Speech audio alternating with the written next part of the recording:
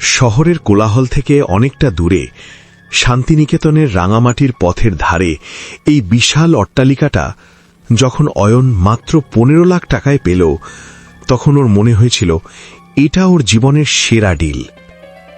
৩ তলা পুরনো ধাঁচের বাড়ি, সামনে বিশাল বাগান, আর বারান্দায় দাঁড়ালে বাতাসের শোঁ শোঁ শব্দ শোনা যায়।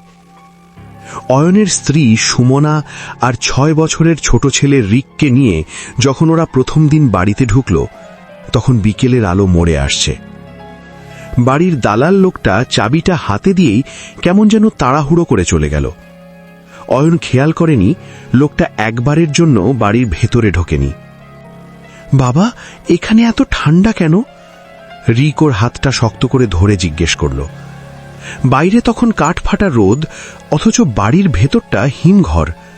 সুমনা এদিক ওদিক তাকিয়ে বলল, পুরনো বাড়ি তো, দেওয়ালগুলো খুব মোটা, তাই হয়তো। কিন্তু অয়নের মনের ভেতর খচখচ করছিল অন্য একটা বিষয়। দোতলার একদম কোণের ঘরটা তালাবন্ধ। দালাল বলেছিল চাবিটা হারিয়ে গেছে, পরে এনে দেবে। কিন্তু সেই ঘরের দরজার নিচ দিয়ে একটা অদ্ভুত গন্ধ আসছিল। কোনো মৃত পশুর পচা গন্ধ নয়, বরং রজনীগন্ধা ফুলের সাথে মেশানো কর্পূরের তীব্র একটা গন্ধ। রাত বাড়ল। ডিনার সেরে অয়ন আর সুমনা যখন ঘুমানোর প্রস্তুতি নিচ্ছে, তখন হঠাৎ রিকের ঘরের দিক থেকে একটা খিলখিল হাসির শব্দ শোনা গেল। অয়ন আর সুমনা চমকে উঠে দৌড়ে গেল রিকের ঘরে। দেখল রিক জানলার দিকে তাকিয়ে একা একা কথা বলছে। কার সাথে কথা বলছিস বাবা? সুমনার কাছে গিয়ে জিজ্ঞেস করল। রিক হাত তুলে জানলার অন্ধকার কাঁচের দিকে ইশারা করে বলল, ওই যে ঝুলে থাকা মাসিটা লাল শাড়ি পরে আছে মা, কিন্তু ওর পা দুটো মাটিতে ঠেকছে না। ও আমাকে ডাকছে। সুমনার মুখটা মুহূর্তের মধ্যে ফ্যাকাশে হয়ে গেল। অয়ন জানলার বাইরে টর্চ মারল, কিন্তু সেখানে কেউ নেই। শুধু একটা পুরনো বটগাছের ডাল বাতাসের তোড়ে জানলায় ধাক্কা দিচ্ছে। ভুল দেখেছিস বাবা, ওটা গাছের ডাল। অয়ন ওকে শান্ত করার চেষ্টা করল, কিন্তু রিকের পরের কথাটা অয়নের মেরুদণ্ড দিয়ে একটা হিমশীতল স্রোত বইয়ে দিল। না বাবা, মাসিটার জিভটা অনেক লম্বা। ও বলছিল এই বাড়িটা ওর, যারা এখানে আসবে তাদের সবাইকে ও গলায় দড়ি দিয়ে ঝুলিয়ে দেবে। অয়ন কথাগুলো হেসেই উড়িয়ে দিতে চেয়েছিল, কিন্তু ঠিক সেই মুহূর্তে দোতলার সেই তালাবন্ধ ঘরের ভেতর থেকে একটা ভারী কিছু পড়ে যাওয়ার শব্দ এলো, যেন কোনো মানুষ ওপর থেকে মেঝেতে আছাড় খেল। তারপর মুহূর্তেই শোনা গেল একটা তীক্ষ্ণ আর্তনাদ, যা কোনো মানুষের হতে পারে না। অয়ন টর্চ নিয়ে তালাবন্ধ ঘরের সামনে গিয়ে দাঁড়ালো। দরজার ভাগ দিয়ে দেখল ভেতর থেকে চুইয়ে চুইয়ে রক্ত নয়, কালো রঙের আলকাতরার মতো একটা তরল বেরিয়ে আসছে। আর ঘরের ভেতর থেকে কেউ একজন ফিসফিস করে বলছে, নন্দিনী একা থাকতে ভালোবাসে না অয়ন, তোমার ছেলেটাকে আমার খুব পছন্দ হয়েছে। অয়ন ধাক্কা দিয়ে দরজাটা খোলার চেষ্টা করল, কিন্তু পাল্লাটা যেন ভেতর থেকে কেউ পাথরের মতো শক্ত করে ধরে আছে। ঠিক তখনই পেছন থেকে সুমনার একটা গগনবিদারী চিৎকার ভেসে এলো। অয়ন দৌড়ে রিকের ঘরে গিয়ে দেখল রিক ঘরে নেই। জানলাটা হাঁ করে খোলা, আর জানলার গ্রিলের সাথে ঝুলে আছে একটা লাল রঙের শাড়ির টুকরো। রিক নেই। জানলার বাইরে শুধু ঘুটঘুটে অন্ধকার আর ঝিঝি পোকার ডাক। অয়ন পাগলের মতো বাগানে নেমে চিৎকার করতে লাগলো, রিক, রিক, কোথায় তুই? সুমনা ঘরের মেঝেতে বসে ডুকরে কাঁদছে। ওর চোখ পড়েছে রিকের বিছানার ওপর। সেখানে বালিশের পাশে পড়ে আছে একটা পুরনো আমলের রূপোর নুপুর। সেটা থেকে এখনো কর্পূরের সেই উৎকট গন্ধটা আসছে। হঠাৎ বাগানের একদম কোণে সেই বিশাল বটগাছটার নিচে একটা ছায়া নড়তে দেখল অয়ন। টর্চের আলো ফেলতেই ওর বুকটা ধক করে উঠল।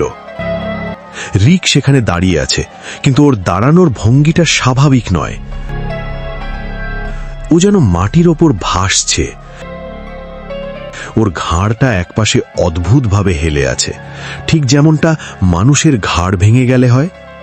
রিক, বাবা এদিকে আয়। অয়ন দৌড়ে যেতে চাইল, কিন্তু ওর পা দুটো যেন মাটিতে গেঁথে গেল। রিক মুখ ফেরালো। ওর চোখ দুটো সম্পূর্ণ সাদা, কোনো মনি নেই। ও একটা শীতল গলায় বলল, নন্দিনী মাসি বলছে এই মাটি খুব তৃষ্ণার্ত, এখানে রক্ত না দিলে মাসি শান্ত হবে না। বলতে বলতেই রিক অন্ধকারের ভেতর অদৃশ্য হয়ে গেল। অয়ন যখন সেই জায়গায় পৌঁছল, সেখানে রিক নেই, শুধু মাটিতে পড়ে আছে একটা পুরনো জরাজীর্ণ ডায়েরি। ডায়েরির পাতায় পাতায় রক্ত দিয়ে লেখা, নন্দিনী সেনগুপ্ত, মৃত্যু 13ই শ্রাবণ, কারণ আত্মহত্যা। অয়ন বুঝতে পারল সে এক ভয়াবহ ফাঁদে পা দিয়েছে। এই বাড়িটা সাধারণ কোনো বাড়ি নয়, এটা একটা কসাইখানা। সে ডায়েরিটা নিয়ে দৌড়ে ঘরে ফিরে এলো। সুমনা তখন জ্ঞান হারিয়ে মেঝেতে পড়ে আছে। অয়ন ওকে তুলে সোফায় শোয়ালো এবং কাঁপা কাঁপা হাতে ডায়েরিটা পড়তে শুরু করল। সেখানে লেখা ছিল, নন্দিনী এই বাড়ির মালকিন ছিল, ওর স্বামী ওকে এই ঘরেই বন্দি করে রাখত। একদিন সহ্য করতে না পেরে নন্দিনী লাল শাড়ি পরে সিলিং ফ্যানের সাথে ঝুলে পড়ে, কিন্তু মরার আগে সে অভিশাপ দিয়ে গিয়েছিল, এই বাড়িতে যে আসবে তাকে নিজের হাতে গলায় দড়ি পরাবে নন্দিনী।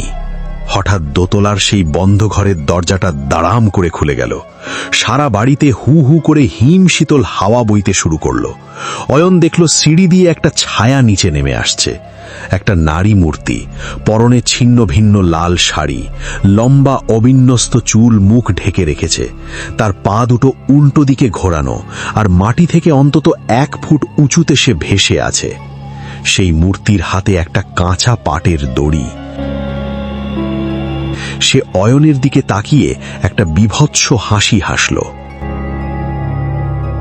অয়ন দেখল সেই মূর্তির পেছনের অন্ধকারে রিক দাঁড়িয়ে আছে, ওর ছোট ছোট হাতেও একটা দড়ি। অয়ন, সুমনা বিড়বিড় করে উঠল। ও সুস্থ হয়েছে, কিন্তু ওর চোখের দৃষ্টি স্থির। ও অয়নের দিকে তাকিয়ে অদ্ভুতভাবে হাসতে লাগল। নন্দিনী দিদি ঠিকই বলেছে, আমাদের সবাইকে এখানেই থাকতে হবে চিরকাল। বলতে বলতেই সুমনা নিজের গলার দিকে হাত বাড়ালো। ওর হাতেও কখন যেন একটা দড়ির ফাঁস চলে এসছে। অয়ন চিৎকার করে সুমনার দিকে এগোতে চাইল, কিন্তু ছায়া মূর্তিটি ওর পথ আগলে দাঁড়ালো। নন্দিনী তার লম্বা নখওয়ালা হাতটা বাড়িয়ে অয়নের গলা টিপে ধরল। তোর ছেলে তো আমার হয়ে গেছে, এবার তোর পালা। দেখ তোর ছেলে তোর জন্য কি সুন্দর ফাঁস তৈরি করেছে। অয়ন দেখল রিক সিলিংয়ের একটা হুকের সাথে দড়িটা বাঁধছে এবং একটা ছোট টুলে উঠছে। ওর মুখে কোনো ভয় নেই, শুধু একটা রোবটের মতো যান্ত্রিকতা। না, রিক নাম ওখান থেকে, অয়ন গোঙাতে গোঙাতে বলল। কিন্তু নন্দিনীর হাতের চাপ বাড়ছে। অয়নের চোখের সামনে 4-5টা ঝাপসা হয়ে আসছে। ঠিক সেই মুহূর্তে বাড়ির বাইরে থেকে একটা বিকট শব্দ শোনা গেল। কেউ যেন কুঠার দিয়ে সদর দরজাটা ভাঙার চেষ্টা করছে। কে এলো এই মাঝরাতে? নন্দিনী কি তাকেও রেহাই দেবে, নাকি অয়নের পরিবারের শেষ রক্তবিন্দু আজই এই মাটিতে মিশে যাবে? দরজা ভাঙার শব্দে নন্দিনী মুহূর্তের জন্য থমকে দাঁড়ালো। অয়নের গলার উপর হাতের চাপ কিছুটা শিথিল হলো। অয়ন ছটফট করে নিজেকে ছাড়িয়ে নিয়ে রিকের দিকে দৌড়ে গেল। রিক তখন টুলের উপর দাঁড়িয়ে, গলায় ফাঁসটা পড়ার ঠিক আগের মুহূর্তে। থাম রিক, যাস না। অয়ন ওকে জাপটে ধরে টুল থেকে নিচে নামিয়ে আনলো, কিন্তু রিকের শরীর তা বরফের মতো ঠান্ডা, আর ওর গায়ের চামড়া কেমন যেন কুঁচকে নীল হয়ে গেছে। সদর দরজা ভেঙে ভেতরে ঢুকলেন একজন বৃদ্ধ মানুষ। পরনে গেরুয়া বসন, হাতে একটা পুরনো পিতলের ত্রিশূল আর গঙ্গা জলের ঘটি।